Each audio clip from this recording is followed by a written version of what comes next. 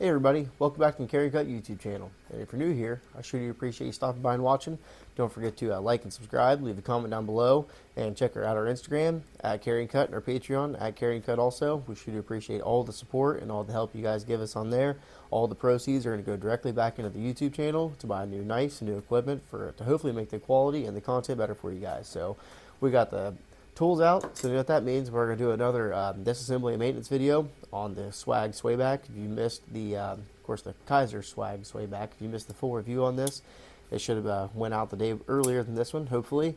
So make sure you guys check that one out before you watch this. If you're interested in getting this knife, or you already have one, hopefully I can get this thing taken apart and let you guys know the inner workings of this. We're really going to need two drivers, a T6 and a T8. We got T8 on the pivot, T6 on the body screws.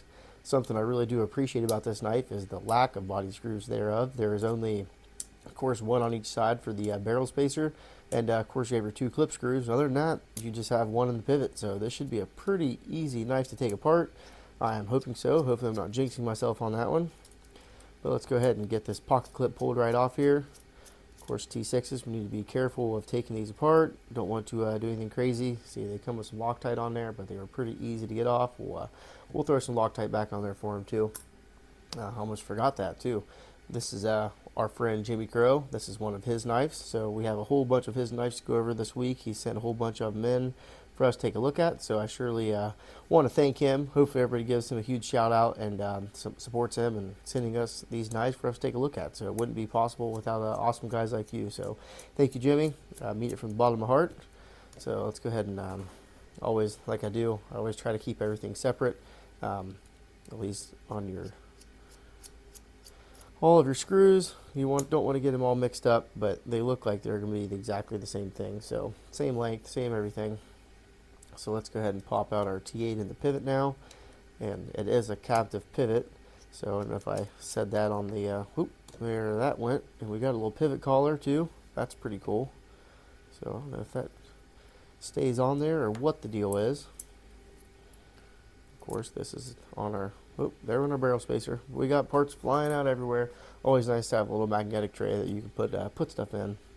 So here's going to be one liner. Okay, and my suspicions were right. We definitely do have ball bearings in the pivot. So I wondered how this knife was so smooth, and that is definitely a reason why. So there's the other side of our pivot, our other ball bearing. And I think I'm just going to go ahead and try to keep those collars on there. So shouldn't be nothing crazy. Leave them on there. Oh, there they went. There's one of them at least. We can go ahead and probably throw that right back on there like so. Don't really need to worry about that. There's nothing dirty under there anyway. So the inner workings of this knife are pretty minimal, and I can appreciate that. I love a knife that doesn't have too many working parts. Nothing to really fail. So what do we got? We have two body screws, I guess, plus the clip and two clip screws. We got our pivot, barrel, pivot, whatever you want to say there. And this knife has a D shape, just like your Benchmade's, so that's super nice to see. We got two scales, two liners, and our stop pin is in the blade, and that can't be one piece. No, it's definitely not one piece. So that's nice to see. It stayed in there, so we're not going to mess with that. So two liners, blade, ball bearings, pretty good stuff. So let's go ahead and get our Q-tip going on here. Get this all cleaned up. Let's go ahead and start with the blade. Get that all cleaned up, polished up, where the washers are going to be riding, especially. Get that cleaned up. That looks pretty well. They didn't leave much on the table right there, did they? That cuts right into the where the pivot's going to be. So that's nice to see. They gave you all that you're paying for. Alright, there's our liner lock section. It's super well done, you know. Gotta love Kizer's manufacturing skills are, second to none. Super high quality OEM. They, well, I think they manufacture all their own stuff over there across the pond, but pretty sure of that at least. So there's that one. Give this little scrubby dub, like so. Same thing with our bearings. Let's give those a nice little clean. Nothing too crazy. Same deal going on with each of our scales. Give those a nice little cleanup. Alright, and just like that, this thing is pretty much done and ready to go back together. So let's go and this is going to be our show side. No, it's not. Yeah, it is. Yeah. So let's go ahead and start with this side right here.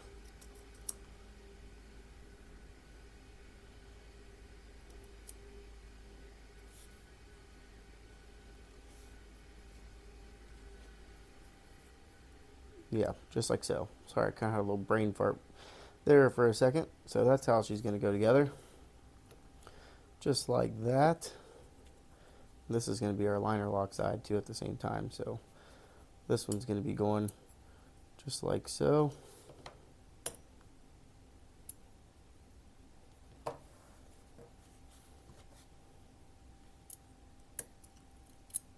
Got to index your pivot right, just correctly.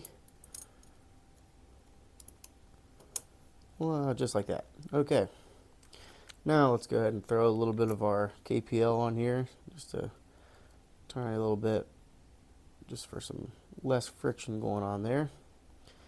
And you got to be careful when you're putting your bearings back in. Sorry, I got you guys off camera there. There's only one way that these bearings go in. Of course, you have like a little dished out section right there. So you want to make sure that's facing down and the bearings are facing up towards the blade. So that's very important. So let's go ahead and put some more lube all over this one here. This knife was already super smooth, so we shouldn't have too much to worry about in that sense.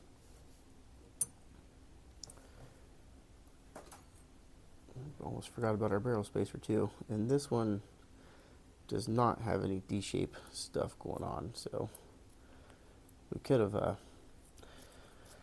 probably put the screw on, or at least the screw on that side, but it's okay. We'll worry about that here coming up. So let's go ahead and throw some lube down here on the other side of the, it's not a race, I don't know what you want to call that, but that side of the blade. Let's go ahead and throw our bearings down in there now, just like so. Put a little more lube on that side.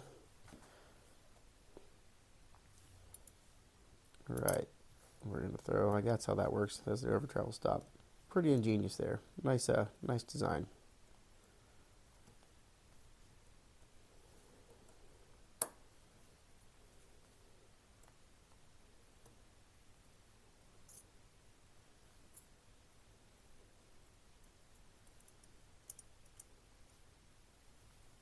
I don't think I got this backwards.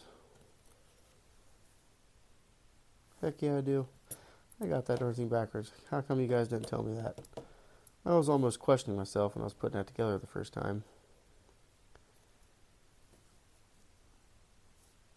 Come on, come out of there, darn it.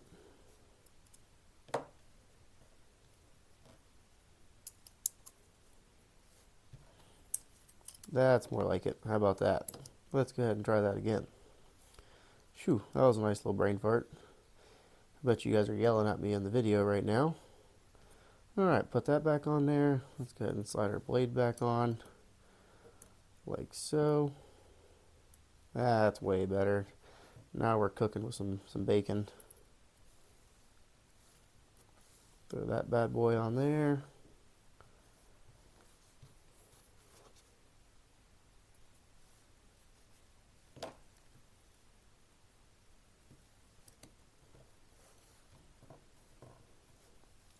Fingers aren't working well today.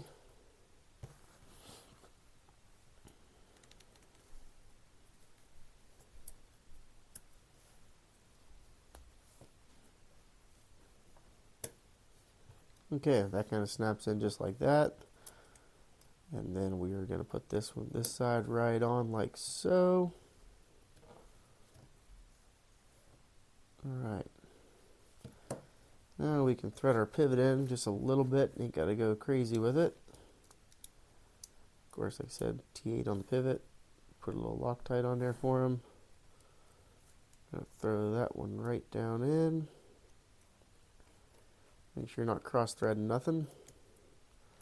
Just like so. We just want to get it started. We ain't got to go crazy with it right yet. And then we are going to throw our body screws on. T6. A little bit of goo.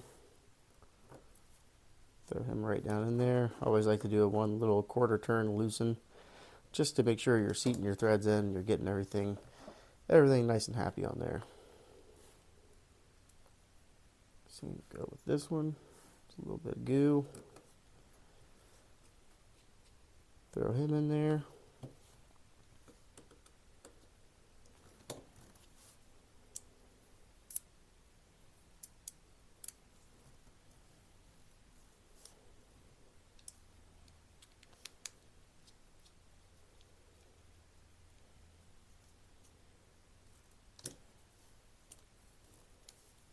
Alright, now had a little bit of nothing crazy going on there, but oh yeah, that looks super nice.